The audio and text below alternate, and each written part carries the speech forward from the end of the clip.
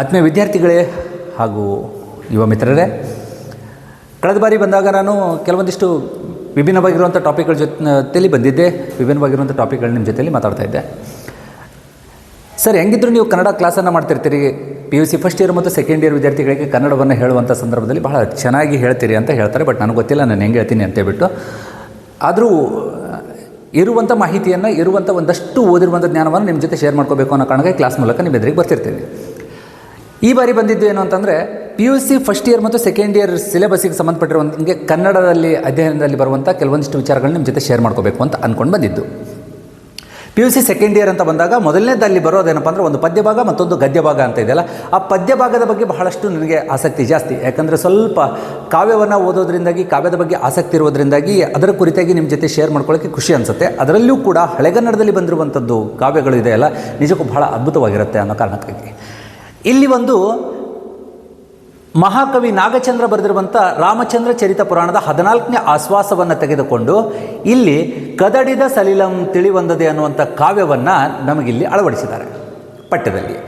ಕದಡಿದ ಸಲಿಲಂ ತಿಳಿವಂದದೆ ಅಂದರೆ ಕಲಕಾಗಿರುವಂಥದ್ದು ಕೂಡ ತಿಳಿಯಾಗತ್ತೆ, ಹಾಗೆ ಕೆಟ್ಟ ಮನಸ್ಸು ಕೂಡ ಪರಿವರ್ತನೆಯಾಗುತ್ತೆ ಅನ್ನುವಂಥ ದೃಷ್ಟಿಕೋನದಲ್ಲಿ ರಾಮಚಂದ್ರ ಚರಿತ ಪುರಾಣ ಇದನ್ನೇನಪ್ಪ ಅಂದರೆ ನಾಗಚಂದ್ರ ಬರೆದಿದ್ದಾರೆ ಅಂತ ಹೇಳ್ತೀವಿ. ನಾಗಚಂದ್ರ ಅನ್ನೋರು ವಿಜಯಪುರದಲ್ಲಿನೇ ಹುಟ್ಟಿದ್ರು ಅಂತ ಹೇಳ್ತೀವಿ ನಾವು. ವಿಜಯಪುರದವರು ನಾಗಚಂದ್ರ, ವಿಜಯಪುರದವರು, ಮೂಲ ವಿಜಯಪುರ.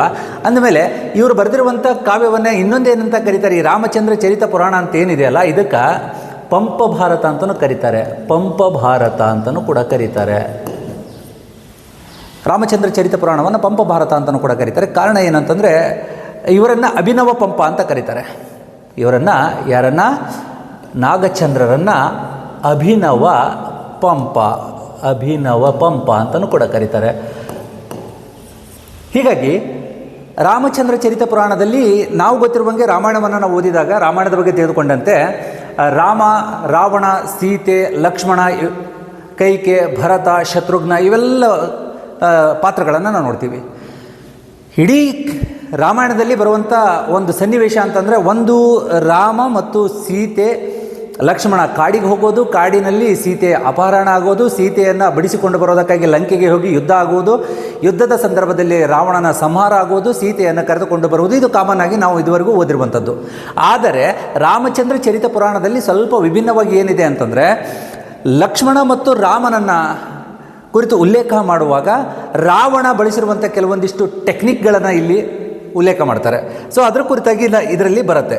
ಏನು ಇಲ್ಲಿದೆ, ಮೊದಲನೇದಾಗಿ ಕಾವ್ಯದ ಹಿನ್ನೆಲೆ ಮತ್ತು ಜೈನ ರಾಮಾಯಣದ ಕುರಿತಾಗಿ ನಾವು ರಾಮಾಯಣದ ರಾವಣ, ಜೈನ ರಾಮಾಯಣದೊಳಗೆ ಏನಪ್ಪ ಅಂದ್ರೆ ರಾವಣನ ಕ್ಯಾರೆಕ್ಟರ್ ಏನಂತ, ಇಡೀ ಈ ಕಾವ್ಯದಲ್ಲಿ ಏನಪ್ಪ ಅಂದ್ರೆ ಮೇನ್ ಹೈಲೈಟ್ ಆಗೋದು ರಾಮ ಹೈಲೈಟ್ ಆಗಲ್ಲ, ಲಕ್ಷ್ಮಣ ಹೈಲೈಟ್ ಆಗೋದಿಲ್ಲ, ಸೀತೆ ಹೈಲೈಟ್ ಆಗಲ್ಲ. ಇಲ್ಲಿ ಹೈಲೈಟ್ ಆಗೋದು ಏನಪ್ಪ ಅಂದರೆ ರಾವಣನ ಮನ ಪರಿವರ್ತನೆಯ ಕುರಿತಾಗಿ.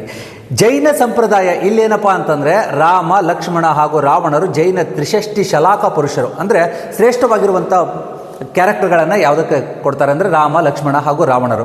ರಾವಣ ತನ್ನ ಮಾಡಿರುವಂಥ ಕರ್ಮಗಳ ಫಲದಿಂದಾಗಿ ನಾವು ಅವನನ್ನು ಏನಂತ ಕರೆದ್ವಿ ಅಂತಂದರೆ ರಾಕ್ಷಸರ ರಾಜ, ದುಷ್ಟ ಅಂತ ಕರಿತೀವಿ. ಆದರೆ ಒಬ್ಬನೊಬ್ಬ ಮಹಾನ್ ಶಿವಭಕ್ತ ಅನ್ನೋದನ್ನು ನಾವು ಓದ್ತೀವಿ. ಹಾಗೆ ಇಲ್ಲಿ ರಾಮ, ಲಕ್ಷ್ಮಣರು ಬಲದೇವ ಮತ್ತು ವಾಸುದೇವರಾದರೆ, ರಾವಣ ಮಾತ್ರ ಏನಪ್ಪ ಅಂದರೆ ಇಲ್ಲಿ ಪ್ರತಿ ವಾಸುದೇವನಾಗಿ ಗುರುತಿಸ್ತಾನೆ. ವಾಸುದೇವ ಮತ್ತು ಪ್ರತಿ ವಾಸುದೇವನಾಗಿ ಗುರುತಿಸ್ಕೊತಾರೆ. ಇಲ್ಲಿ ನಾಗಚಂದ್ರನ ರಾವಣ ಜಿನಭಕ್ತಿ ಅಂತ ಬಳಸಿದ್ದಾರೆ. ಯಾಕಂದರೆ ಇವರು ಜೈನ ಸಂಪ್ರದಾಯದಲ್ಲಿ ಬರೆದಿರುವುದರಿಂದಾಗಿ ಇದನ್ನೇನಂತ ಕರೆದ್ರು, ರಾವಣನ ಭಕ್ತಿಯನ್ನು ಶಿವಭಕ್ತಿ ಅಂತ ಬಳಸೋದ್ರ ಬದಲಿ ಜಿನಭಕ್ತಿ ಅಂತ ಬಳಸ್ತಾರೆ. ರಾವಣ ಹೆಂಗಿದ್ದ ಅಂತಂದರೆ ಅಹಿಂಸಾರತ, ಅಂದರೆ ಅಹಿಂಸೆಯನ್ನು ಹೊಂದಿದವನು, ಹಿಂಸೆ ಮಾಡ್ತಿದ್ದಿಲ್ಲ ಅಂತ. ರಾಕ್ಷಸರ ರಾಜನಾಗಿದ್ದರೂ ಕೂಡ ಹಿಂಸೆ ಮಾಡ್ತಿದ್ದಿಲ್ಲ ಅಂತ. ಪರಾಂಗನ ವಿರತಿ ಅಂತ ಬಳಸಿದ್ದಾರೆ. ಪರಾಂಗನ ವಿರತಿ ರಥಸ್ಥ ಉದಾತ್ತ ಮಹಾಪುರುಷ. ಪರಾಂಗನ ವಿರತಿ ಋತಸ್ಥ ಉದಾತ್ತ ಮಹಾಪುರುಷ ಅಂದರೆ ಪರಾಂಗನ ವಿರತಿ, ಬೇರೆ ಹೆಣ್ಣುಗಳನ್ನು ಕಣ್ಣೆತ್ತಿಯೂ ನೋಡದವನು, ಬೇರೆ ಹೆಣ್ಣಿನ ಬಗ್ಗೆ ವಿರಕ್ತ ಭಾವನೆಯನ್ನು ಹೊಂದಿರುವವನು ಅಂತ ಇದೆ ಇಲ್ಲಿ. ಆದರೆ ಅವನ ಪತನ ಆಗಿದ್ದೀವಿ ಹೆಂಗಂದರೆ ಆಕಸ್ಮಿಕ ಕಾಮದ ದೌರ್ಬಲ್ಯದಿಂದ ಸಂಭವಿಸುತ್ತದೆ. ಆಕಸ್ಮಿಕವಾಗಿ ಕಾಮದ ದೌರ್ಬಲ್ಯದಿಂದ ಸಂಭವಿಸುತ್ತದೆ. ನಾವು ಮೂಲ ರಾಮಾಯಣವನ್ನು ಓದುವಂಥ ಸಂದರ್ಭದಲ್ಲಿ ಶೂರ್ಪನಖಿಗೆ ಮೂಗನ್ನು ಕತ್ತರಿಸ್ತಾರೆ. ಶೂರ್ಪನಖಿ ಹೋಗಿಬಿಟ್ಟು ರಾವಣನಿಗೆ ಹೇಳ್ತಾಳೆ, ಅಣ್ಣ ನನಗೆ ಹಿಂಗಾಯಿತು ಅಂತ ಹೇಳ್ಬಿಟ್ಟು. ಆ ಟೈಮಲ್ಲಿ ಎಲ್ಲೋ ಒಂದು ಕಡೆ ಏನಪ್ಪ ಅಂತಂದರೆ ಬಂದೇನು ಹೇಳ್ತಾರೆ, ಸೀತೆ ಅಷ್ಟು ಸುಂದರಿಯಾಗಿದ್ದಾಳೆ, ಇಷ್ಟು ಸುಂದರಿಯಾಗಿದ್ದಾಳೆ ಅಂತ ರಾವಣನ ತಲೆಯನ್ನು ಕೆಡಿಸ್ತಾರೆ. ಸೊ ರಾವಣ ಅಲ್ಲಿಂದ ಅಧಪತನದ ದಾರಿ ಹಿಡ್ದ ಅಂತ ನೋಡ್ತೀವಲ್ಲ. ಸೊ ಇಲ್ಲೇನಾಗಿತ್ತಂದರೆ ಇಷ್ಟೆಲ್ಲ ಇರುವಂಥವನು ಪರಾಂಗನ ವಿರತಿ ಋತಸ್ಥ ಉದಾತ್ತ ಮಹಾಪುರುಷನಾಗಿದ್ದರೂ ಕೂಡ, ಅಹಿಂಸಾರತನಾಗಿದ್ದರೂ ಕೂಡ ಅವನು ಮಾಡಿದಂತಹ ಕರ್ಮದ ಫಲ ಅಥವಾ ಆಕಸ್ಮಿಕ ಕಾಮದ ದೌರ್ಬಲ್ಯದಿಂದಾಗಿ ಅವನೇನಾದ ಅಂತಂದರೆ ಅಧಪತನಕ್ಕೊಳಗಾಗ್ತಾನೆ. ಆದರೆ ಇಲ್ಲಿ ಪರಿವರ್ತನೆಯೂ ಕೂಡ ಆಗ್ತಾನೆ ಈ ಕಾವ್ಯದಲ್ಲಿ. ಇಲ್ಲೇನಿದೆ, ರಾಮನ ಸೈನ್ಯ ಲಂಕೆಯನ್ನು ಮುತ್ತಿದಾಗ ವಿಜಯಕ್ಕಾಗಿ ರಾವಣನು ಏನು ಮಾಡ್ದ ಅಂತಾರೆ, ಬಹುರೂಪಿಣಿ ವಿದ್ಯೆಯನ್ನು ಜಿನಾಲಯದಲ್ಲಿ ಪೂಜಿಸಿ ಸಾಧಿಸಲು ಮುಂದಾಗುತ್ತಾನೆ. ಅಲ್ಲ ಏನು ಮಾಡ್ದ ಅಂದರೆ, ರಾಮ ಲಕ್ಷ್ಮಣರನ್ನು ನೇರವಾಗಿ ಯುದ್ಧ ಮಾಡಿ ಸೋಲಿಸ್ಲಿಕ್ಕಾಗಲ್ಲ. ರಾಮ ಲಕ್ಷ್ಮಣರನ್ನು ಸೋಲಿಸಬೇಕು, ಸಂಹಾರ ಮಾಡಬೇಕು ಅಂತಂದ್ರೆ ಕಷ್ಟ. ಕಾರಣ, ಮಹಾಭಾರತ ಅಂತ ಬಂದಾಗ ಅಲ್ಲಿ ಕೃಷ್ಣನನ್ನು ಸಾಕ್ಷಾತ್ ಭಗವಾನ್ ಅಂತ ಕರಿತೀವಿ. ಇಲ್ಲಿ ರಾಮ ಅಂತ ಬಂದಾಗ ರಾಮನನ್ನು ಕೂಡ ಸಾಕ್ಷಾತ್ ಭಗವಾನ್ ಅಂತಲೇ ಕರಿತೀವಿ. ಸಾಕ್ಷಾತ್ ಭಗವಾನ್ ಆಗಿರುವಂಥ ರಾಮನನ್ನು ಕೊಲ್ಲಕ್ಕಾಗಲ್ಲ, ಲಕ್ಷ್ಮಣರನ್ನು ಸಂಹಾರ ಮಾಡಲಿಕ್ಕಾಗಲ್ಲ. ಅದಕ್ಕಾಗಿ ಏನು ಮಾಡಬೇಕಾಯಿತು ಅಂತಂದರೆ, ಬೇರೆ ಏನಾದರೂ ಒಂದು ಟೆಕ್ನಿಕನ್ನು ಬಳಸಬೇಕು ಅಂತ ಹೊರಟಾಗ ರಾಮನ ಸೈನ್ಯ ಲಂಕೆಯನ್ನು ಮುತ್ತಿದಾಗ ವಿಜಯಕ್ಕಾಗಿ ಏನು ಮಾಡ್ದ ಅಂತಂದರೆ, ರಾವಣನು ಬಹುರೂಪಿಣಿ ವಿದ್ಯೆಯನ್ನು ಪಡೆದುಕೊಳ್ಳುವುದಕ್ಕಾಗಿ ಜಿನಾಲಯದಲ್ಲಿ ಪೂಜೆಗೆ ಕುಳಿತುಕೊಳ್ತಾನೆ, ತಪಸ್ಸಿಗೆ ಕುಳಿತುಕೊಳ್ತಾನೆ. ಅದರ ನಂತರದಲ್ಲಿ ಆದಂಥ ಘಟನೆಗಳು ಇಲ್ಲಿ ಬಹಳ ಚೆಂದ ಉಲ್ಲೇಖ ಆಗುತ್ತೆ. ಇಲ್ಲಿ ಬರೆದಿದ್ದಾರೆ, ಪೋಸಕಾರ ಸಿಡಿಲ ಮಸಕಮನ್ ಅಸಕಲದು ಕೃತಾಂತ ಜೀವೆ ಪೊಡಕರಿಸುವೋಲ್ ಬೆಸಸು ಬೆಸನ್ ಎಂದು ಕರಂ ಅವಿರ್ಸಿ ಸನ್ನಿಧಂ ಆಯಿತು ವಿದ್ಯೆ ರಾವಣನ ಇದಿರೋಳ್ ಅಂತೇಳಿ ಬರೆಸಿದ್ದಾರೆ. ಅಂದರೆ ಪೋಸಗಾರ ಅಂದರೆ ಹೊಸ ಅಥವಾ ತೀವ್ರ, ಮತ್ತು ಅಸಕಟೆದು ಹಿಂದಿಕ್ಕಿ ಮೀರಿ ಬೆಳೆದಂಥದ್ದು, ಪೊಡಕರಿಸು ಅಂದರೆ ಪ್ರತ್ಯಕ್ಷವಾಗುವಂತಾಗತ್ತೆ, ಮಸಕಮನ್ ಅಂತಾರೆ ರೋಷ ವೇಗವನ್ನು ಹೊಂದಿರುವಂಥದ್ದು, ಕೃತಾಂತ ಜೀವಿ ಅಂದರೆ ಯಮನ ನಾಲಿಗೆ, ಬೆಸಸು ಅಂದರೆ ಆಜ್ಞಾಪಿಸು. ಅದಕ್ಕೆ ಏನು ಕೊಟ್ಟಿದ್ದಾರೆ, ಪೋಸಕಾರ ಸಿಡಿಲ ಮಸಕಮನ್ ಅಸಕಲದು ಕೃತಾಂತ ಜೀವೆ ಪೊಡಕರಿಸು ಓಲ್ ಬೆಸಸು ಬೆಸನ್ ಎಂದು ಕರಂ ಅವಿರ್ವಿಸಿ ಸನ್ನಿಧಂ ಆಯಿತು ವಿದ್ಯೆ ರಾವಣನ ಇದಿರೋಳ್. ಏನಾಯಿತು, ರಾವಣ ತಪಸ್ಸಿಗೆ ಕೂತಿದ್ದಾನೆ. ಎಲ್ಲಿ? ಜಿನಾಲಯದಲ್ಲಿ ತಪಸ್ಸಿಗೆ ಕೂತಾಗ ಅವನ ತಪಸ್ಸನ್ನು ಮೆಚ್ಚಿ, ಅವನ ಪ್ರಾರ್ಥನೆಯನ್ನು ಮೆಚ್ಚಿ ಯಾವುದು ಬಂದಿದೆ ಅಂತಂದರೆ, ಅಗ್ನಿ ತೀವ್ರತೆಯಿಂದ ಜಿನಾಲಯದಲ್ಲಿ ತಪಸ್ಸು ಮಾಡಿದಾಗ ಹೆಂಗೆ ಬರ್ತಾ ಇದೆ ಅಂತಂದರೆ, ಸಿಡಿಲಿನ ಹೊಳಿಪಿನಂತೆ ಹಾಗೂ ಯಮನ ಕೃತಾಂತ ಅಂದರೆ ಯಮನ ನಾಲಿಗೆಯಂತೆ ಹೊರಬಂದು ಏನು ಮಾಡಬೇಕು ಹೇಳು ಅಂತ ಆಜ್ಞಾಪಿಸಿ ಕೈ ಮುಗಿದು ನಿಂತಿದ್ದು ಯಾವುದು ಅಂತ ಹೊರಟ್ವಿ ಅಂತಂದರೆ, ಬಹುರೂಪಿಣಿ ವಿದ್ಯೆ ಅನ್ನೋದೇನಪ್ಪ ಅಂತಂದರೆ ಪ್ರತ್ಯಕ್ಷವಾಗಿ ಅವನಿಗೆ ಕೇಳ್ತೈತಿ, ಏನು ಮಾಡಬೇಕು ಹೇಳು. ಈಗ ಹೆಂಗೆ ಜೀನಿ ಅಂತ ಬರುತ್ತಿತ್ತಲ್ಲ, ಇದರಲ್ಲಿ ಹಿಂಗೆ ಮಾಡಿ ಉಜ್ಜಿದ ತಕ್ಷಣ ಅಲ್ಲಾವುದ್ದೀನ್ ಅವ್ರು 40 ಚೋರ್ ಅಂತ ಬಂದಾಗ ಅಲ್ಲಾವುದ್ದೀನ್ ಹಿಂಗೆ ಉಜ್ಜಿದ ತಕ್ಷಣ ಜೀನಿ ಹೊರಗಡೆ ಬಂದು, ಜಿ ಹುಜೂರ್ ಆಪ್ಕು ಕ್ಯಾ ಚಾಹಿಯೆ ಮೈ ಆಪ್ಕ ವಿಶ್ ಪೂರಿ ಕರ್ ಸಕ್ತಾ ಅಂತ ಹೆಂಗೆ ಹೇಳ್ತಿತ್ತಲ್ಲ, ಹಾಗೇನಪ್ಪ ಅಂದರೆ ಏನಾಯಿತು ಪ್ರಭು ಹೇಳ್ರಿ, ಏನು ಮಾಡಬೇಕು ನಾನು ಅಂತ ಹೇಳ್ಬಿಟ್ಟು ಯಾವುದು ಬಂತು ಅಂತಂದರೆ ಬಹುರೂಪಿಣಿ ವಿದ್ಯೆ. ಆ ಬಹುರೂಪಿಣಿ ವಿದ್ಯೆ ಬಂದ ನಂತರ ಏನು ಮಾಡ್ದ ಅಂತಂದರೆ, ರಾವಣ ಒಂದು ಬೇಡಿಕೆ ಇಟ್ಟ. ಏನು? ರಾಮ ಲಕ್ಷ್ಮಣರನ್ನು ಸಂಹರಿಸಬೇಕು.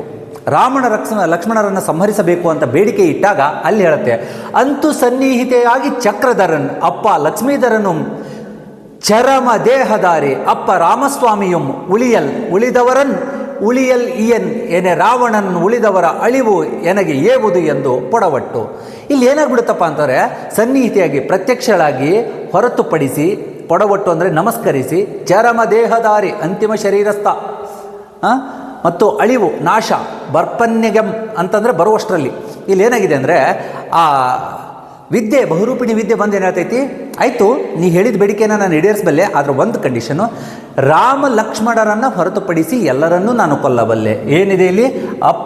ಚಕ್ರಧರನ್ ಅಪ್ಪ ಲಕ್ಷ್ಮೀಧರನು ಚರಮಧಾರಿ ಅಪ್ಪ ರಾಮಸ್ವಾಮಿಯು ರಾಮ ಚರಮಧಾರಿ ಅಂತಿಮ ಶರೀರಸ್ಥ ಅಂತಂದರೆ, ನಾನು ಹೇಳಿದ್ನಲ್ಲ ಭಗವಂತನ ಪ್ರತಿರೂಪ ಅಂತ ಬಳಕೆ ಮಾಡಿದ್ವಿ. ಯಶೋಕಾಯಂಗಳ ಕಳೆದು 84 ಲಕ್ಷ ಜೀವರಾಶಿಯನ್ನು ದಾಟಿ ಬಂದ ಡಿ ಶರೀರ ಅಂತ ಹೇಳ್ಬಿಟ್ಟು, ಮಾನವ ಜನ್ಮಕ್ಕೆ ಬರಬೇಕಾಯ್ತಂದರೆ ಎಷ್ಟೋ ಲಕ್ಷಗಳ 84 ಲಕ್ಷ ಜೀವರಾಶಿಗಳನ್ನು ದಾಟಿ ಬಂದಿದ್ದೀವಿ ಅಂತ ನಾವು ಉಲ್ಲೇಖ ಮಾಡ್ತಿರ್ತೀವಿ. ಹಾಗೇನಪ್ಪ ಅಂದರೆ, ಚರಮದೇಹಧಾರಿ ಅಂತ ಬಳಸಿದ ಅಂತಿಮ ಶರೀರಸ್ಥ, ಅವನನ್ನು ಅಷ್ಟು ಸುಲಭವಾಗಿ ಕೊಲ್ಲಕ್ಕಾಗಲ್ಲ ಅನ್ನೋದು ಅದಕ್ಕೂ ಗೊತ್ತಿತ್ತು. ಅದಕ್ಕೆ ಹೇಳ್ತು, ರಾಮ ಲಕ್ಷ್ಮಣರನ್ನು ಹೊರತುಪಡಿಸಿ ಶತ್ರು ಸೇನೆಯನ್ನು ಕೊಲ್ಲುವುದಾಗಿ ಹೇಳಿದಾಗ ಉದಾತ್ತನಾದ ರಾವಣನು ಹೇಳ್ತಾನೆ, ಉಳಿದ ಸಾಮಾನ್ಯರ ಸಾವಿನಿಂದ ನನಗೇನು ಪ್ರಯೋಜನ? ಇಲ್ಲಿ ನನಗೆ ಬೇಕಾಗಿರೋದು ಉಳಿದ ಸಾಮಾನ್ಯರ ಸಾವು ಬೇಕಾಗಿಲ್ಲ, ನನಗೆ ಮೇನ್ ಬೇಕಾಗಿರೋದೇ ನನಗೆ ಯಾರು? ರಾಮ ಲಕ್ಷ್ಮಣರ ಸಾವು ಬೇಕಾಗಿದೆ. ರಾಮ ಲಕ್ಷ್ಮಣರನ್ನು ಸಂಹಾರ ಮಾಡಿದಾಗ ಮಾತ್ರ ನಾನು ಗೆಲ್ಲೋದಕ್ಕೆ ಸಾಧ್ಯ. ಉಳಿದವರನ್ನು ಕೊಂದು ನಾನೇನು ಮಾಡಲಿ ಅಂತ ಹೇಳಿಬಿಟ್ಟು ಅವನು ಅಂದ್ಕೊಂಡ, ನೀನು ಸುಮ್ಮನೆ ನಿನ್ನನ್ನು ಪ್ರತ್ಯಕ್ಷರಾಗಿ ಬಂದು ಕೂಡ ನೀನು ಬೇರೆಯವ್ರನ್ನ ಕೊಲ್ಲೋದಾಗಿತ್ತು ಅಂದರೆ ನನಗೇನು ಅದರಿಂದ ಪ್ರಯೋಜನ ಅಂತ ಪ್ರಶ್ನೆ ಮಾಡ್ತಾನೆ. ಹೌದಾ? ಜಿನಭವನದಿಂದ ಹೊರಗೆ ನಡೀತಾನೆ, ಹಂಗೂ ಹಿಂಗೂ ಪ್ರತ್ಯಕ್ಷರಾಗಿದ್ದಾಳೆ, ಏನೋ ಪಡ್ಕೊಂಡಿದ್ದೀನಿ ಅಂತೇಳ್ಬಿಟ್ಟು.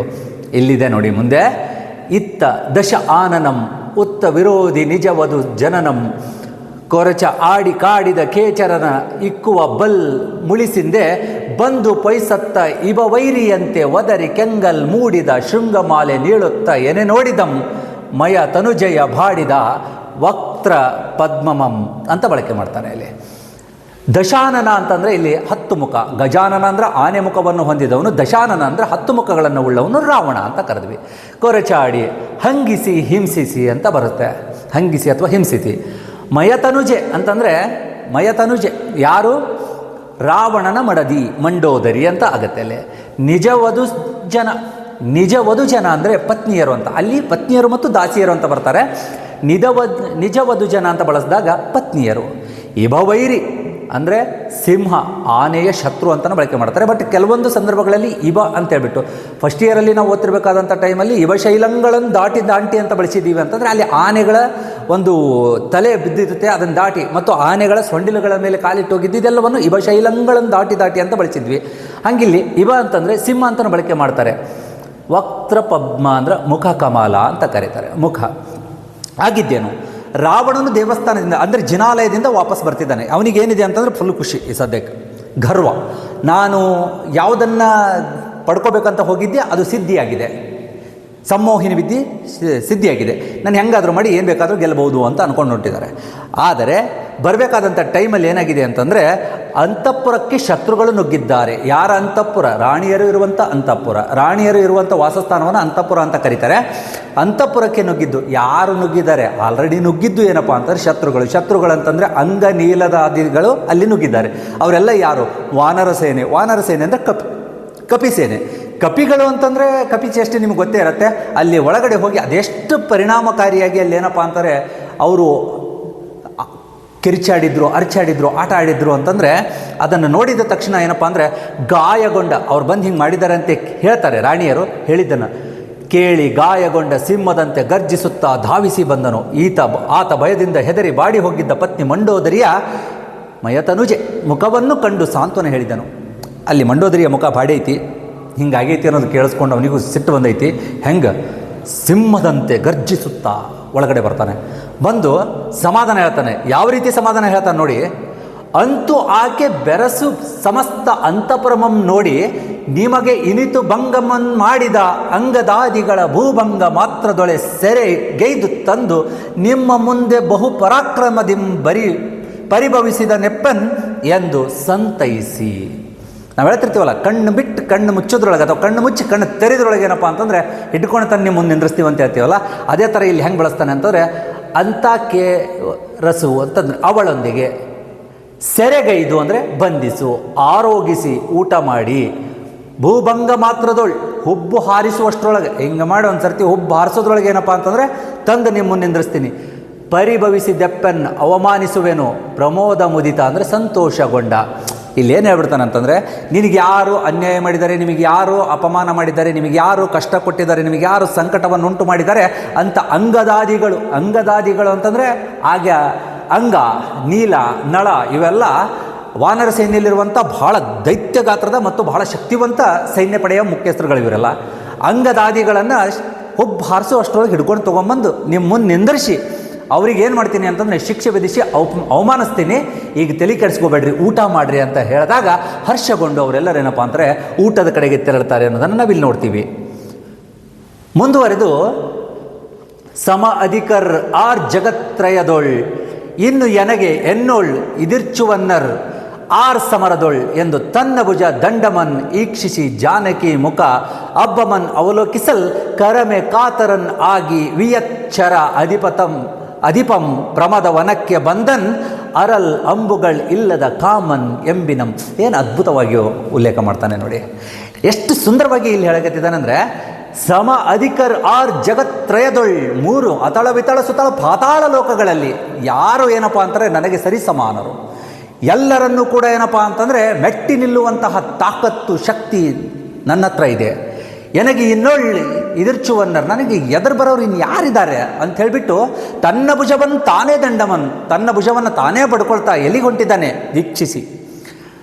ಜಾನಕಿ ಮುಖ ಅಬ್ಬಮ್ಮನ್ ಅವಲೋಕಿಸಲ್, ಜಾನಕಿ ಮುಖವನ್ನು ನೋಡಿ ಏನು ಅನ್ನಿಸ್ತೈತಿ. ಇದನ್ನು ಗೊತ್ತಾದ ನಂತರ ಜಾನಕಿ ಅಂದರೆ ಸೀತೆ ಯಾವ ರೀತಿ ರಿಯಾಕ್ಟ್ ಮಾಡ್ತಾಳೆ ನೋಡಬೇಕು ಅಂತ ಹೊರಟಿದ್ದಾನೆ. ಎಲ್ಲಿಗೆ ಹೊರಟಿದ್ದಾನಪ್ಪ ಅಂತಂದರೆ ಪ್ರಮದವನಕ್ಕೆ. ನಾವು ಅಶೋಕವನ ಅಂತ ಓದ್ತೀವಿ, ಇಲ್ಲಿ ಪ್ರಮದವನಕ್ಕೆ ಬರ್ತಾನೆ. ಪ್ರಮದವನಕ್ಕೆ ಬಂದನ್, ಹೆಂಗೆ ಬಂದ? ಅರಲ್ ಅಂಬುಗಳು ಇಲ್ಲದ ಕಾಮನ್ ಎಂಬಿನಂ ಅಂತೇಳ್ಬಿಟ್ಟು. ಹೆಂಗೆ ಕಾಮನು ಬರಬೇಕಾಯ್ತು ಅಂತಂದರೆ ಕಾಮ ಬರಬೇಕಾದಂಥ ಟೈಮಲ್ಲಿ ಅವನಲ್ಲಿ ಏನಿರ್ತೈತಿ ಅಂತಂದರೆ ಅಂಬುಗಳು, ಮನ್ಮಥ ಅಂತ ಕರಿತೀವಿ. ಕಾಮ ಅಂತಂದರೆ ಇಲ್ಲಿ ಮನ್ಮಥ.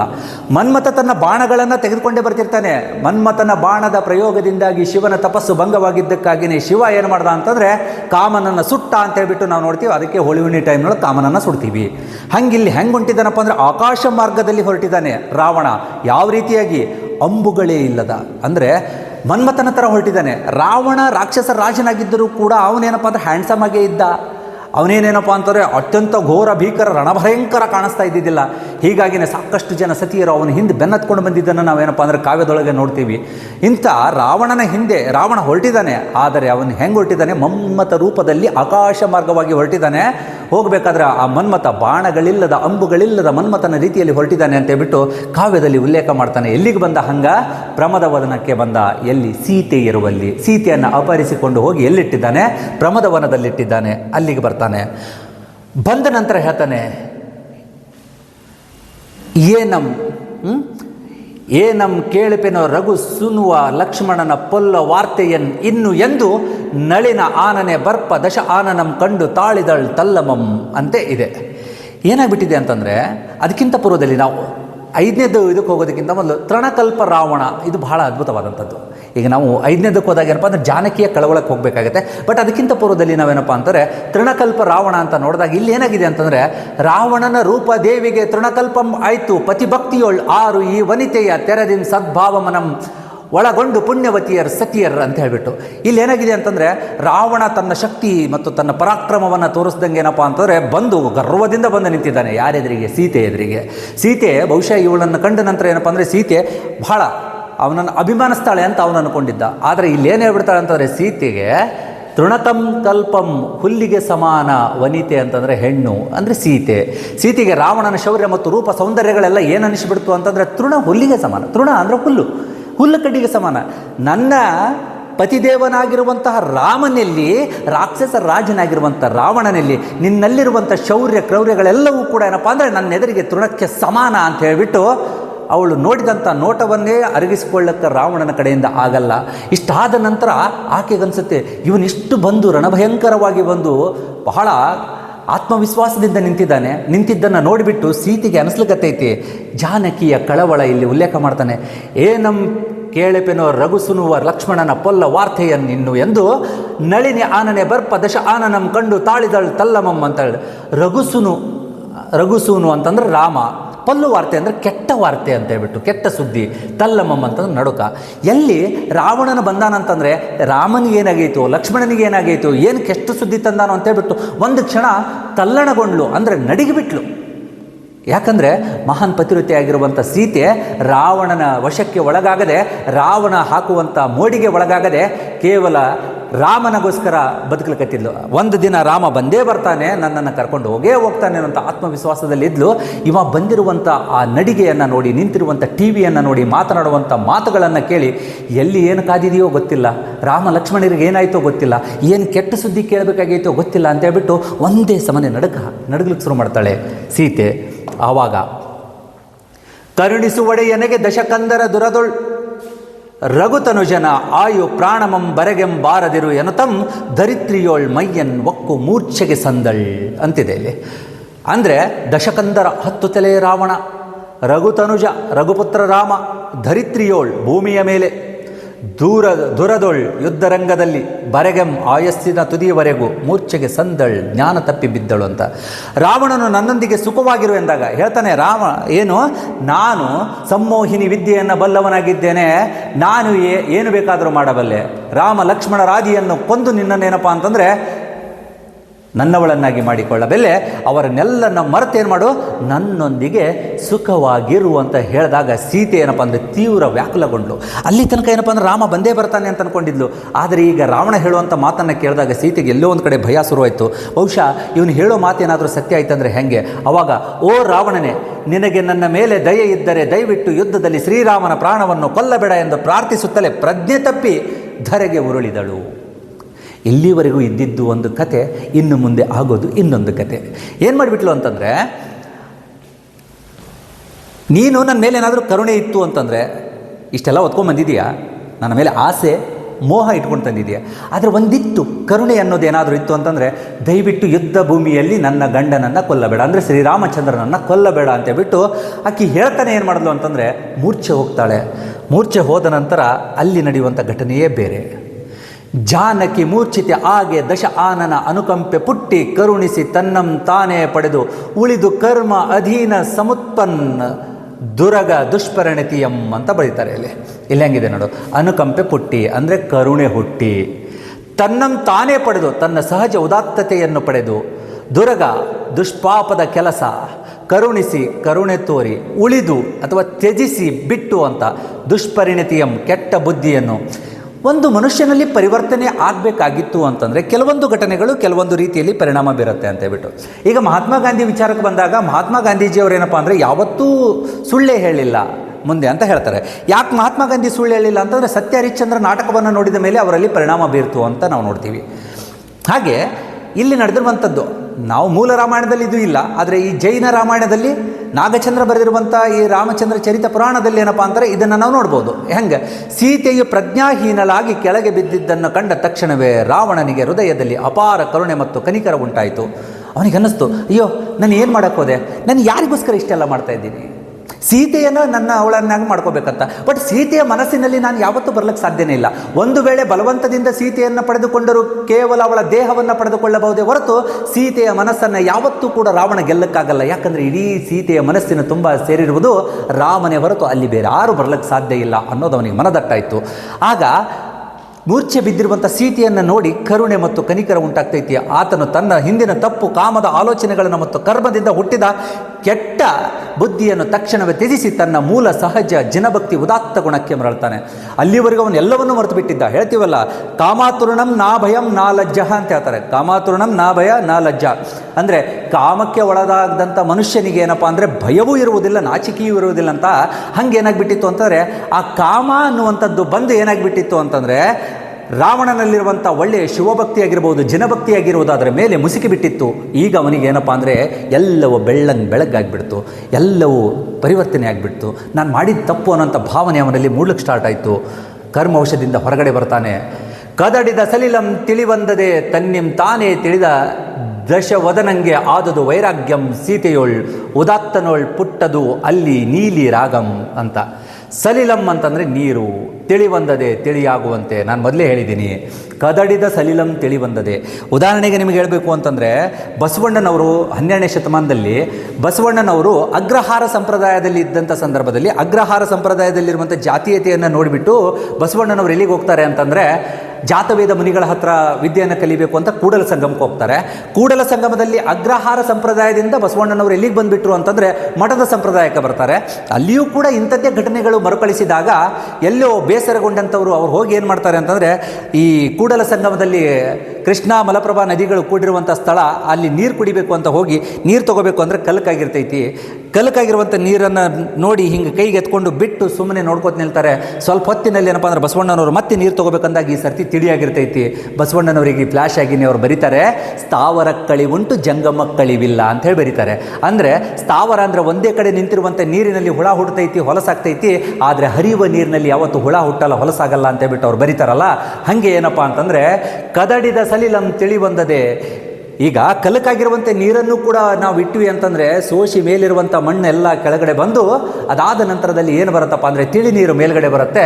ಹಾಗೆ ಏನಪ್ಪ ಅಂತಂದರೆ ರಾವಣನಲ್ಲಿರುವಂಥ ಕೆಟ್ಟ ವಿಷಯಗಳೆಲ್ಲವೂ ಕೂಡ ಕೆಳಗಡೆ ಹೋಗಿ ವೈರಾಗ್ಯ ಎನ್ನುವುದು ಮೇಲೆ ತಾಳ್ತೈತಿ. ಅದಕ್ಕೆ ಕದಡಿದ ಸಲಿಲಂ ತಿಳಿವಂದದೆ ಅನ್ನುವಂಥ ಪದವನ್ನು ಇಲ್ಲಿ ಬಳಕೆ ಮಾಡ್ತಾರೆ. ಸೊ ಕೆಸರ ಕದಡಿದ ನೀರು ತನ್ನಷ್ಟಕ್ಕೆ ತಾನೇ ತಿಳಿಯಾಗುವಂತೆ ರಾವಣನ ಕಾಮ ವಾಸನೆಯಿಂದ ಕಲುಷಿತವಾಗಿದ್ದ ಮನಸ್ಸು ತನ್ನಿಂತಾನೇ ನಿರ್ಮಲವಾಯಿತು. ಸ್ಥಿರವಾದ ನೀಲಿ ರಾಗ ಸೀತೆಯ ಪವಿತ್ರ ಶೀಲದ ಮುಂದೆ ಆತನಿಗೆ ವೈರಾಗ್ಯ ಉಂಟಾಯಿತು. ಆತನ ಮನಸ್ಸಿನಲ್ಲಿ ಸೀತೆಯ ಬಗ್ಗೆ ತಿಳಿ ನೀಲಿ ಆಕಾಶದಂತೆ ಶುದ್ಧವೂ ಸ್ಥಿರವಾದ ನಿಷ್ಕಲ್ಮಶ ಗೌರವ ಮೂಡಿತು. ಈಗ ಶಿವಾಜಿಗೆ ಯಾರೋ ಒಬ್ಬರು ಬಂದು ಏನಪ್ಪ ಅಂತಂದರೆ ಹೆಣ್ಣು ಮಗಳನ್ನು ಕಾಣಿಕೆ ರೂಪದಲ್ಲಿ ನಜರಾನ ಕೊಡೋಕೆ ಬಂದಿರ್ತಾರೆ. ಎಲ್ಲರ ದೃಷ್ಟಿಯಲ್ಲಿ ಏನಪ್ಪ ಅಂದರೆ ಶಿವಾಜಿಗೆ ಅದ್ಭುತ ಸುಂದರಿ ಸಿಕ್ಕಳು ಅಂದ್ಕೊಂಡ್ರೆ ಶಿವಾಜಿ ಹೇಳ್ತಾನೆ, ನೀನು ನೋಡುವುದಕ್ಕೆ ಎಷ್ಟು ಸುಂದರವಾಗಿರಿ, ಬಹುಶಃ ನಮ್ಮವನು ಕೂಡ ನಿನ್ನಷ್ಟೇ ಸುಂದರವಾಗಿದ್ಲು ಅಂತಂದರೆ ನಾನು ಚಂದ ಹುಡ್ತಿದ್ನೇನೋ ಅನ್ಕೊತೀನಿ. ಆದರೆ ಏನು ಮಾಡೋದು, ಆ ಅವಕಾಶ ಸಿಗಲಿಲ್ಲ. ಮುಂದಿನ ದಿನಗಳಲ್ಲಿ ಏನಾದರೂ ಮುಂದೆ ನನಗೊಂದು ಭವಿಷ್ಯದಲ್ಲಿ ಆಯುಷ್ಯ ಅನ್ನೋದಿತ್ತು, ಮತ್ತೊಮ್ಮೆ ಹುಟ್ಟುವಂಥ ಪುನರ್ಜನ್ಮ ಅನ್ನೋದಿತ್ತು ಅಂದರೆ ನಿನ್ನ ಹೊಟ್ಟೆಯೊಳಗೆ ಹುಟ್ಟಿ ನಿನ್ನಷ್ಟೇ ಚಂದ ನಾನು ಆಗ್ತೀನಿ ಅಂತ ಹೇಳಿ ಆ ಹೆಣ್ಣನ್ನು ತಾಯಿ ಅಂತ ತಿಳ್ಕೊಂಡು ಅವಳಿಗೆ ಬಾಗಿನ ಕೊಟ್ಟು ಉಡಿ ತುಂಬಿ ಕಳಿಸ್ಕೊಡ್ತಾನೆ ಶಿವಾಜಿ. ಹಂಗೆ ಇಲ್ಲಿ ಏನಾಗ್ಬಿಡ್ತಪ್ಪ ಅಂದರೆ ಇವಳ ಬಗ್ಗೆ, ಇವಳಲ್ಲಿರುವಂಥ ಅಪ್ರತಿಮವಾಗಿರುವಂಥ ಪತಿಭಕ್ತಿಯನ್ನು ಕಂಡು ರಾವಣ ಸೋತು ಹೋಗ್ಬಿಟ್ಟ. ರಾವಣನಿಗೆ ಇಲ್ಲಿ ಕೆಟ್ಟ ಭಾವನೆಗಳೆಲ್ಲವೂ ಕೂಡ ಹೋಗಿ ತಿಳಿಯಾಗಿಬಿಡ್ತು. ಯಾವ ರೀತಿ ಸ್ಥಿರವಾದ ನೀಲಿ ರಾಗ ಮೂಡ್ತೈತಿ ಅಂತ ಬರೀತಾನೆ. ಸೊ ಮುಂದೆ ವರದೇನಪ್ಪ ಅಂದರೆ ಸಂಧ್ಯಾ ರಾಗದ ಉಪಮೆ ಹೆಂಗಿದೆ ಅಂತ ನೋಡ್ರಿ. ಪತ್ತ ಬಿಡದೆ ಇರ್ದನೆ ರವಿ ಪತ್ತಿದ ಸಂಧ್ಯಾ ಅನುರಾಗಮಂ ಮನದ ಅಳಿಪಿಂದು ಎತ್ತಾನುಂ ಪೊಲ್ಲ ಎನಿಪುದುನ್ ಉತ್ತಮನ್ ಆಚರಿಸಿ ಪತ್ತ ಬಿಡದೆ ಇರ್ದಪನೆ. ಇಲ್ಲೇನಿದೆ, ಪತ್ತು ಬಿಡದೆ ಅಂತಂದರೆ ಬಿಡದೆ, ಅಳಿಪು ಅಂತಂದರೆ ಅವಿವೇಕ, ಪೊಲ್ಲು ಅಂದರೆ ಕೆಟ್ಟದ್ದು. ಸೂರ್ಯನು ಕತ್ತಲಾಗುತ್ತಿದ್ದಂತೆ ಸಂಜೆಯ ಕೆಂಪು ಕಿರಣಗಳನ್ನು ಹೇಗೆ ಬಿಟ್ಟು ಬಿಡುತ್ತಾನೋ ಹಾಗೆ ಉತ್ತಮನಾದವನು ತಪ್ಪಿನ ಅರಿವಾದ ತಕ್ಷಣವೇ ಕೆಟ್ಟ ಭಾವನೆಗಳನ್ನು ಬಿಟ್ಟು ಬಿಡುತ್ತಾನೆ. ಇದು ಕೇವಲ ಕಾವ್ಯಕ್ಕೆ ಮಾತ್ರ ಸಂಬಂಧಿಸಿದ್ದಲ್ಲ, ನಮಗೂ ಕೂಡ ಅನ್ವಯಿಸುತ್ತದೆ. ನಮ್ಮ ಬದುಕಿನಲ್ಲೂ ಕೂಡ ಕೆಲವೊಂದಿಷ್ಟು ತಪ್ಪುಗಳನ್ನು ನಾವು ಮಾಡಿದ್ದೀವಿ. ನಮ್ಮ ಮನಸ್ಸಿನಲ್ಲೂ ಕೂಡ ಕೆಟ್ಟ ಆಲೋಚನೆಗಳಿವೆ. ಆ ಕೆಟ್ಟ ಆಲೋಚನೆಗಳು ನಮಗೆ ಒಂದು ಸರ್ತಿ ಒಳ್ಳೆಯದು ಅಂತ ಗೊತ್ತಾದ ತಕ್ಷಣ ಕೆಟ್ಟ ಆಲೋಚನೆಗಳನ್ನ ಬಿಟ್ಟು ಬಿಡಬೇಕು ಅನ್ನೋದಕ್ಕೆ ಇದು ಉದಾಹರಣೆ. ಸೂರ್ಯನು ಕತ್ತಲಾಗುತ್ತಿದ್ದಂತೆ ಸಂಜೆಯ ಕೆಂಪು ಕಿರಣಗಳನ್ನು ಹೇಗೆ ಬಿಟ್ಟು ಬಿಡುತ್ತಾನೋ ಹಾಗೆ ಉತ್ತಮನಾದವನು ತಪ್ಪಿನ ಅರಿವಾದ ತಕ್ಷಣವೇ ಆ ಕೆಟ್ಟ ಬಯಕೆಗಳನ್ನು ತೊರೆದು ಬಿಡುತ್ತಾನೆ. ಅದಕ್ಕೆ ಹೇಳಿದ್ದು, ಪತ್ತು ಬಿಡದೆ ಇರ್ದನೆ ರವಿ ಪತ್ತಿದ ಸಂಧ್ಯಾ ಅನುರಾಗಮಂ ಮನದ ಅಳಿಪಿಂದು ಎತ್ತಾನಂ ಪೊಲ್ಲು ಎನಿಪುದನ್ ಉತ್ತಮನ್ ಆಚರಿಸಿ ಪತ್ತು ಬಿಡದೆ ಇರ್ದಪನೆ ಅಂತ ಬಿಟ್ಟು ಮುಂದುವರೆದವನು ಏನಪ್ಪ ಅಂದರೆ ಸೀತೆಯ ಕುರಿತು ಗುಣಗಾನ ಯಾವ ರೀತಿಯಾಗಿ ಮಾಡ್ತಾನೆ ಅಂತಂದರೆ, ಗುಣ ಪರಿಪಾಲ ಅರ್ಥಮಂ ಎನಗಂ ಬಗೆ ತೋರಿದಳ್ ಇಲ್ಲ ದಿವ್ಯ ಭೂಷಣ ವಸನ ಅಂಗರಾಗಮಮನ್ ವಲ್ಲದೆ ಕೇಚರ ರಾಜ್ಯ ಲಕ್ಷ್ಮಿಯಂ ತೃಣಸಮನ್ ಹಾಗೆ ಭಾವಿಸಿದಳ್. ಇಲ್ಲೇನೆಂದರೆ ಕೇಚರ ರಾಜ್ಯ ಲಕ್ಷ್ಮಿ, ವಿದ್ಯಾಧರರ ಸಾಮ್ರಾಜ್ಯ ಸಂಪತ್ತು ಎಲ್ಲ ಇದೆ. ರಾವಣನಲ್ಲಿ ಇಲ್ಲದೇ ಇರುವಂಥದ್ದು ಯಾವುದಿದೆ? ದೊಡ್ಡದಾಗಿರುವಂಥ ಲಂಕೆ ಇದೆ, ಸುವರ್ಣ ಲಂಕೆ, ಅದ್ಭುತವಾದಂಥ ಶರೀರ, ಅದನ್ನು ಮೀರಿದಂಥ ತಾಕತ್ತು. 10 ತಲೆಗಳು ಅಂತಂದರೆ ಆ 10 ತಲೆಗಳಲ್ಲಿ ಏನಪ್ಪ ಅಂದರೆ ಸಾವಿರಾರು ವಿಚಾರಗಳು, ಎಲ್ಲ ಪುರಾಣಗಳನ್ನು ಬಲ್ಲವನು, ಎಲ್ಲ ಶಾಸ್ತ್ರಗಳನ್ನು ತಿಳಿದವನು, ಎಲ್ಲವನ್ನೂ ತಿಳಿದಿರುವಂಥ ರಾವಣ. ಇಷ್ಟೆಲ್ಲ ಇದ್ದರೂ ಕೂಡ ಸೀತೆ ಏನು ಮಾಡಿದ್ಲು ಅಂತ ಅನ್ನೋದಕ್ಕೆ, ಸೀತೆಯು ತನ್ನ ಸಂಪತ್ತನ್ನು ತೃಣ ಸಮಾನವಾಗಿ ಕಂಡಳು. ಶೌರ್ಯವಂತ ನೆನೆಸಿಕೊಂಡ ನಾನು ಇವಳ ಶೀಲಕ್ಕೆ ಹಾನಿ ಮಾಡಲು ಬಯಸುವುದು ಮಹಾಪಾಪ ಎಂದು ರಾವಣನಿಗನಿಸ್ತೈತಿ. ಇಷ್ಟೆಲ್ಲ ಇದ್ದರೂ ಒಂದು ಸರ್ತಿನೂ ಅದರ ಕಡೆ ತಿರುಗಿ ನೋಡಲಿಲ್ಲ ಸೀತೆ. ಯಾಕಂದರೆ ಸೀತೆಗೆ ಪತಿ ಭಕ್ತಿ ಇಂಪಾರ್ಟೆಂಟ್ ಆಯಿತು ಹೊರತು ಈ ಸಾಮ್ರಾಜ್ಯ ಸಂಪತ್ತುಗಳೆಲ್ಲ ತೃಣಕ್ಕೆ ಸಮಾನ ಆಗಿಬಿಡ್ತೈತಿ. ಇಂಥದ್ರ ಮಧ್ಯದಲ್ಲಿ ನಾನು ಅವಳನ್ನು ವಶಪಡಿಸ್ಕೊಳ್ಳೋಕೆ ಹೊರಟೆ ಅಂತಂದರೆ ಬಹುಶಃ ನಾನೊಬ್ಬ ದೊಡ್ಡ ಪಾಪಿ ಆಗಿಬಿಡ್ತೀನಿ ಅಂತ ಹೇಳ್ಬಿಟ್ಟು ರಾವಣನಲ್ಲಿ ಅಂಥ ಭಾವನೆ ಮೂಡ್ತೈತಲ್ಲ, ಇದು ನಿಜವಾಗಲೂ ಈ ಜೈನ ಕಾವ್ಯದಲ್ಲಿ ಉಲ್ಲೇಖ ಆಗುವಂಥ ವಿಭಿನ್ನವಾಗಿರುವಂಥ ಮತ್ತು ಅತ್ಯಂತ ಮಾರ್ಮಿಕವಾಗಿರುವಂಥ ಅಂಶ. ಕರ್ಮ ವಶತೆಯ ಅವಿವೇಕ ಹೆಂಗಿರ್ತೈತಿ ಅಂತ 11ನೇ ಪದ್ಯದಲ್ಲಿ ಅವರು ಹೇಳ್ತಾರೆ.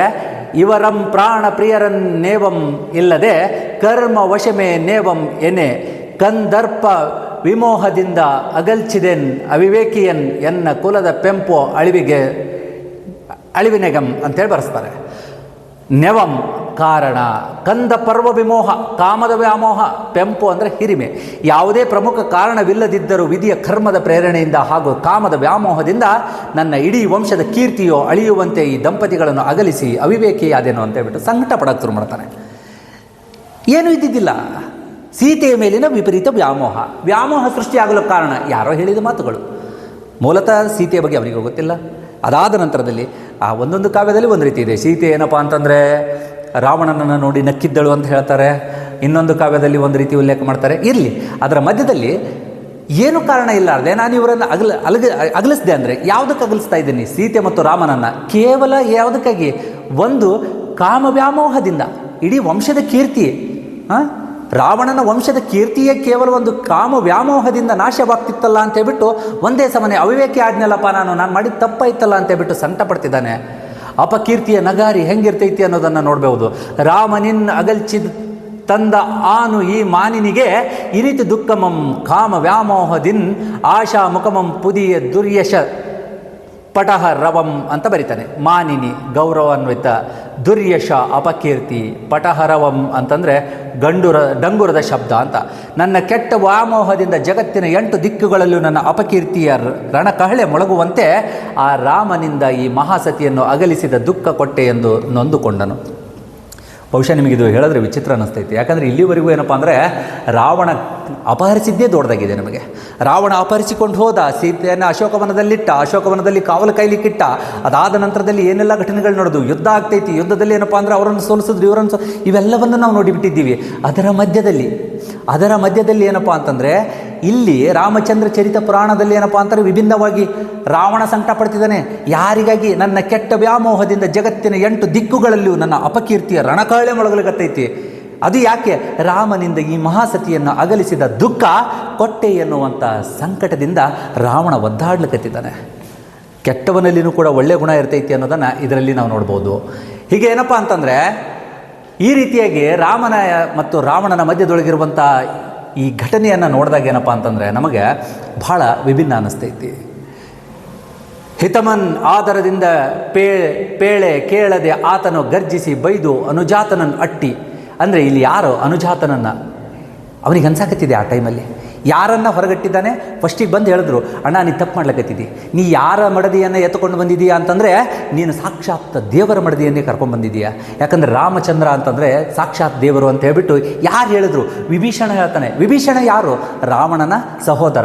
ರಾವಣನ ಸಹೋದರನ ಮಾತಿಗೂ ಕೂಡ ಹಿತವಾದ ಮಾತನ್ನು ಕೇಳದೆ ಅವನನ್ನು ಹೊರಗಾಗ್ತಾನೆ, ಕಾಮಕ್ಕೆ ಬಲಿಯಾಗ್ತಾನೆ, ವಿಷಯಾಸಕ್ತಿಯ ಕತ್ತಲೆಯಲ್ಲಿ ಒದ್ದಾಡೋಗ್ತಾನೆ. ಜಸದ ಅಳಿವಂ ಪರಾಭವ ಪತ್ತುಗೆಯಂ ವಿಷಯಾಸವ ಮತ್ತು ಚೇತಸರ ಅಂತೇಳಿ.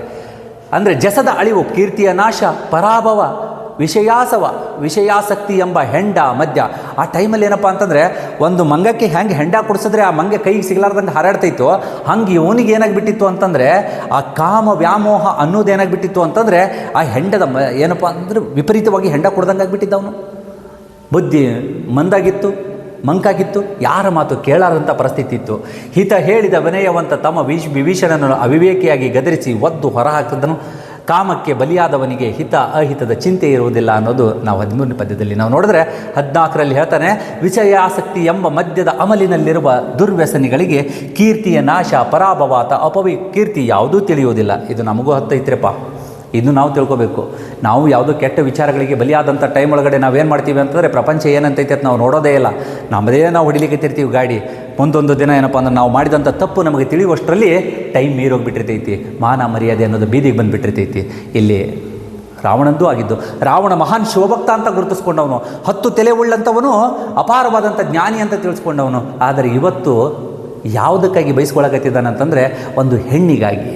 ಅದಕ್ಕೆ ಬರಿತಾನವನು ಏನಪ್ಪ ಅಂದರೆ, ಇರದೆ ಉಯ್ದು ಈಗಲೇ ಕೊಟ್ಟೊಡೆ ಎನ್ನ ಕಡುಪಂ ಕಟ್ಟಾಯಮಂ ಬಿರಮಂ ಬಿರುದನ್ ಬಿಸರಂ ಅಕ್ಕುಂ ಓಸರಿಸಿದಂತೆ ಆಗಿ ಇರ್ಕುಂ ಅಂತೆ ಆಗದಂತೆ ಇರಲ್ದೋರ್ ಗರ್ವಮನ್ ಇರ್ವಲಂ ಪೊಗಲ್ವಿನಂ ಸೌಮಿತ್ರಿಯನ್ ರಾಮನನ್ನು ವಿದುರತ್ ಮಾಡಿ ರಣ ಅಗ್ರದೋಳ್ ಪಿಡಿದು ತಂದು ಆಂ ಕೊಟ್ಟಪೆಂ ಸೀತೆಯಂ ಅಂತ ಬಳಕೆ ಮಾಡ್ತಾನೆ ಇಲ್ಲಿ. ಕಡುಪಂ ತೋಳ್ಬಲ, ಬೆರುಮಂ ವೀರತನ, ವಿರಥರ್ ಅಂತಂದ್ರೆ ರಥವಿಲ್ಲದಂತೆ ಮಾಡಿ, ಕಟ್ಟಾಯಮಂ ಬಿಗಿ ಹಿಡಿತ, ಬಿಸರಮಂ ವ್ಯರ್ಥ ಹಾಸ್ಯಾಸ್ಪದ, ರಣಾಗ್ರದೊಳ್ ಯುದ್ಧ ಭೂಮಿಯ ಮುಂಭಾಗದಲ್ಲಿ. ರಾವಣನ ಹೇಳ್ತಾನೆ, ಸೀತೆಯನ್ನು ಈಗಾಗಲೇ ಸುಮ್ಮನೆ ಒಪ್ಪಿಸಿಬಿಟ್ಟರೆ ನನ್ನ ತೋಳ್ಬಲ ಮತ್ತು ವೀರ ಬಿರುದಗಳಿಗೆ ಅವಮಾನವಾಗುತ್ತದೆ. ಮತ್ತಿಲ್ಲಿ ಅಭಿಮಾನ ಕಾಡ್ಲಿಕ್ಕೆ ಶುರು ಮಾಡ್ತು. ನನಗೇನೋ ಆಯಿತು, ಪರಿವರ್ತನೆ ಆಗಿದ್ದೀನಿ, ಆದರೆ ನಾನೇನಾದರೂ ಈ ಸದ್ಯಕ್ಕೆ ಸೀತೆಯನ್ನು ಸುಮ್ಮನೆ ಒಯ್ದುಬಿಟ್ಟು ತಗೋರಪ್ಪ ನನಗೆ ಪರಿವರ್ತನೆ ಆಗಿದ್ದೀನಿ ತಗೋ ನಿನಗಂತೇಳಿ ಹೋಗಿ ರಾಮನಿಗೆ ಸೀತೆಯನ್ನು ಕೊಟ್ಬಿಟ್ಟ ಅಂತಂದರೆ ಏನು ಅನ್ನಿಸ್ತೈತಿ? ವೀರ ಬಿರುದುಗಳಿಗೆ ತನ್ನ ತೋಲ್ಬಳಗಳಿಗೆ ಅವಮಾನವಾಗುತ್ತದೆ. ಆದ್ದರಿಂದ ಯುದ್ಧ ರಂಗದಲ್ಲಿ ರಾಮ ಲಕ್ಷ್ಮಣರನ್ನು ನನ್ನ ಪರಾಕ್ರಮದಿಂದ ಸೋಲಿಸಿ ವೀರರಥರನ್ನಾಗಿ ಮಾಡಿ ಗೌರವದಿಂದ ಸೆರೆ ಹಿಡಿದು ತರುತ್ತೇನೆ. ತದನಂತರ ಸೀತೆಯನ್ನು ಸಕಲ ಮರ್ಯಾದೆಯೊಂದಿಗೆ ರಾಮನಿಗೆ ಒಪ್ಪಿಸುತ್ತೇನೆ ಅಂತ ನಿರ್ಧರಿಸ್ತಾನೆ. ಇಲ್ಲಿವರೆಗೂ ಹೆಂಗಾದರೂ ಮಾಡಿ ಸೀತೆಯನ್ನು ವಶಪಡಿಸ್ಕೋಬೇಕು ಅನ್ನೋದು ಅವನ ತಲೆಯಲ್ಲಿತ್ತು. ಈಗ ರಾಮ ಲಕ್ಷ್ಮಣರನ್ನು ಕೊಲ್ಲಬೇಕು ಅನ್ನೋದಿಲ್ಲ, ರಾಮ ಲಕ್ಷ್ಮಣರನ್ನು ಸೋಲಿಸಿ, ವೀರತನದಿಂದ ಸೋಲಿಸಿ, ಹೇಡಿತನದಿಂದ ಅಥವಾ ಹಿಂದಿನಿಂದ ಬಂದು ಸೋಲಿಸೋದಲ್ಲ, ವೀರತನದಿಂದ ಸೋಲಿಸಿ ಅವರಿಗೆ ಕರ್ಕೊಂಬಂದು ಗೌರವಪೂರ್ವಕವಾಗಿ ನಿನ್ನ ಮಡದಿಯನ್ನು ನೀನು ಕೊಡ್ತಾ ಇದ್ದೀನಿ ತಗೋ ಅಂತ ಹೇಳಿಬಿಟ್ಟು ಹೇಳಬೇಕು ಅನ್ನೋಂಥ ನಿರ್ಧಾರ ಮಾಡ್ತಾನೆ ರಾವಣ. ಇಲ್ಲಿಯೂ ಕೂಡ ಅವನಿಗೆ ಏನಪ್ಪ ಅಂತಾರೆ, ಎಷ್ಟು ಮಾಡಿದ್ರು ಆ ಟೈಮ್ ಅನ್ನೋದು ಅವನಿಗೆ ಆಟ ಆಡಿಸ್ತೈತಿ ಅಂತ ಹೇಳ್ತೀವಲ್ಲ, ಹೇಳ್ತಿರ್ತಾರಲ್ರಿ, ಟೈಮ್ ಅನ್ನೋದು ಪಕ್ಕಾ 420 ಕಣ್ರಿ. ಎಲ್ಲರದ್ದು ಕಾಲು ಎಳೆಯತ್ತೆ ಕಾಲ ಮುದ್ರಕೊಂಡು ಕುಂತ್ಕೊಂಡು ನಿನ್ನ ಬಾಲ ಅಂತ ಹೆಂಗೆ ಹೇಳ್ತಾರೆ, ಇಲ್ಲಿನೂ ಏನಪ್ಪ ಅಂದ್ರೆ ರಾವಣನ ಕಾಲು ಎಳೆದ್ಬಿಟ್ಟಿತ್ತು ಕಾಲ. ಅದಕ್ಕಾಗಿಯೇ ರಾವಣ ಏನು ಮಾಡಿದ್ದ ಅಂತಂದರೆ ಎಲ್ಲವನ್ನು ಕಳ್ಕೊಂಡು ಕೊನೆಗೊಂದಿನ ಏನಪ್ಪ ಅಂದರೆ ಸಾಯುವಂಥ ಸ್ಥಿತಿಯನ್ನು ನಾವು ಓದಿದ್ದೀವಿ. ಆದರೆ ಈ ಕಾವ್ಯದಲ್ಲಿ ಎಲ್ಲಿಗೆ ತಂದು ನಿಲ್ತಾ ಅಂದರೆ ರಾವಣ ಹೋಗಿ ಸೀತೆಯನ್ನು ರಾಮನಿಗೆ ಕೊಡಬೇಕಂತಾನೆ. ಆದರೆ ಅಲ್ಲಿ ಏನು ಅಡ್ಡ ಬರ್ತಿದೆ ಅಂತಂದರೆ ಅಭಿಮಾನ ಅಡ್ಡ ಬರ್ತಾಯಿದೆ. ಎಲ್ಲಿ ನನ್ನನ್ನು ಹೇಡಿ ಅಂತ ಕರೀತಾರೇನೋ ಅದಕ್ಕೋಸ್ಕರ ಅವರನ್ನು ಸೋಲಿಸಿಬಿಟ್ಟೇ ಕೊಡ್ತೀನಿ ಅಂತ ಹೇಳ್ಬಿಟ್ಟು ಈ ಕಾವ್ಯದಲ್ಲಿ ಉಲ್ಲೇಖ ಮಾಡ್ತಾರೆ. ಇಲ್ಲಿ ಕಾವ್ಯದ ಪ್ರಮುಖ ಘಟ್ಟ ಅಂತಂದರೆ ನಾವು ನೋಡಿದಾಗ ಪದಪುಂಜಗಳನ್ನು ಒಂದಿಷ್ಟು ನೋಡಬೇಕು. ಬೆಸೆಂದ ಕರ್ಮವಿನಿಸಿ ಸನ್ನಿಧಾಯಿತು ಅಂತ ಬಂದಾಗ ನಿಷ್ಠೆಯ ತಪಸ್ಸಿಗೆ ಒಲಿದು ಬಹುರೂಪಿಣಿ ವಿದ್ಯಾದೇವತೆ ಪ್ರತ್ಯಕ್ಷವಾಗುವುದು ಅಂತ ಬಳದಾಗ, ಇನ್ನೊಂದು ಕಡೆ ಸೀತೆಯ ಮೂರ್ಛೆ ಅಂತ ಬರ್ತೈತಿ. ರಘು ತನುಜನ ಆಯು ಪ್ರಾಣಂ ಬರೆಗೆಂಬಾರದಿರುವಂತೆ ರಾಮನ ಪ್ರಾಣ ಉಳಿಸಲು ಬೇಡುತ್ತಾ ಸೀತೆ ಮೂರ್ಛೆ ಹೋಗಿ ಧರೆಗೆ ಉರುಳಿದಳು ಅನ್ನೋದಂತ ಇವೆಲ್ಲವೂ ಕೂಡ ಏನಪ್ಪ ಅಂದರೆ ಭಾಳ ಅದ್ಭುತವಾಗಿ ಏನಪ್ಪ ಅಂತಂದರೆ ಮೂಡಿ ಬರ್ತೈತಿ ಅನ್ನೋದನ್ನು ನಾವಿಲ್ಲಿ ನೋಡ್ತೀವಿ. ಹೀಗೆ ಕದಡಿದ ನೀರು ತನ್ನಷ್ಟಕ್ಕೆ ತಾನೇ ತಿಳಿಯಾಗುವಂತೆ ಮೂರ್ಛೆ ಹೋದ ಸೀತೆಯನ್ನು ಕಂಡು ರಾವಣನು ಕಾಮದಿಂದ ಕಲುಷಿತಗೊಂಡ ಮನಸ್ಸು ಶುದ್ಧವಾಗ್ತೈತೆ. ಅಲ್ಲಿಗೆ ಶುದ್ಧವಾದ ನಂತರ ಅಲ್ಲಿಗೆ ಸೀತೆಯ ದಿವ್ಯ ಶರೀರದ ಪವಿತ್ರತೆಯ ಮುಂದೆ ರಾವಣನ ಇಡೀ ಅಂತರಂಗವೇ ಬದಲಾಯಿತು ಅನ್ನೋದನ್ನು ನಾವು ನೋಡ್ತೀವಿ. ನಾಗಚಂದ್ರ ಮಾಡಿರೋ ಲೌಕಿಕ ಕಾಮವನ್ನು ಉದಾತ್ತ ಆಧ್ಯಾತ್ಮಿಕ ನಿರಾಸಕ್ತಿಯನ್ನಾಗಿ ಮಾಡಿದ ಅತ್ಯಂತ ಪ್ರಸಿದ್ಧ ಕಾವ್ಯ ಭಾಗವಿದು.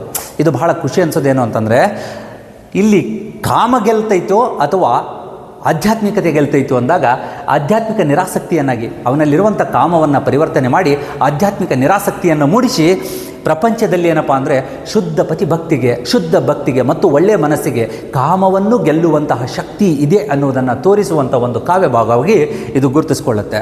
ಹೀಗೆ ಕದಡಿದ ಸಲಿಲಂ ತಿಳಿಬಂದದೆ ಅನ್ನುವಂಥ ಮಾತುಗಳನ್ನು ನಾವು ನೋಡಿದಾಗ ಕಾವ್ಯದ ಸಂಪೂರ್ಣ 15 ಪದ್ಯಗಳು ನಮಗೇನಪ್ಪ ಅಂತಂದರೆ ಭಾಳ ಅದ್ಭುತ ಅನಿಸ್ಬಿಡ್ತೈತಿ. ಹೀಗಾಗಿ ಇದು ಕೇವಲ ರಾಮಚಂದ್ರ ಚರಿತ ಪುರಾಣದಲ್ಲಿ ಬಂದಿರುವಂಥ ಒಂದು ಕಾವ್ಯ ಮಾತ್ರ ಅಲ್ಲ, ಒಂದು ಕವಿತೆ ಮಾತ್ರ ಅಲ್ಲ. ನಮ್ಮ ಬದುಕಿನಲ್ಲಿ ಕೂಡ ಇಲ್ಲಿ ನಾವು ರಾಮನಾಗಿದ್ದೀವೋ, ರಾವಣನಾಗಿದ್ದೀವೋ, ಸೀತೆಯಾಗಿದ್ದೀವೋ, ಲಕ್ಷ್ಮಣನಾಗಿದ್ದೀವೋ, ಮಂಥರೆಯಾಗಿದ್ದೀವೋ, ನಮ್ಮನ್ನು ನಾವೇ ಪ್ರಶ್ನೆ ಮಾಡಿಕೊಂಡು ನಮ್ಮಲ್ಲಿ ಪರಿವರ್ತನೆ ತಂದ್ಕೋಬೇಕು. ನಾವು ಪರಿವರ್ತನೆ ತಂದುಕೊಂಡಾಗ ಮಾತ್ರ ಬದುಕಿನಲ್ಲಿ ಏನಾದರೂ ಬದಲಾವಣೆ ಮಾಡೋದು ಸಾಧ್ಯ ಅಂತ ಹೇಳ್ತಾ ಮುಂದಿನ ಮತ್ತೊಂದು ಪದ್ಯದೊಂದಿಗೆ ನಿಮ್ಮ ಎದುರಿಗೆ ಬರ್ತೀನಿ. ಅಲ್ಲಿವರೆಗೂ ತಮಗೆಲ್ಲರಿಗೂ ಒಳ್ಳೆಯದಾಗಲಿ ಅಂತ ಹೇಳ್ತಾ ಈ ಕಾವ್ಯ ಭಾಗವನ್ನು ಇಲ್ಲಿಗೆ ಮುಕ್ತಾಯಗೊಳಿಸ್ತೀನಿ. ಸರ್ವೇ ಜನ ಸುಖಿನೋ ಭವಂತು. ತಮ್ಮೆಲ್ಲರಿಗೂ ಶುಭವಾಗಲಿ.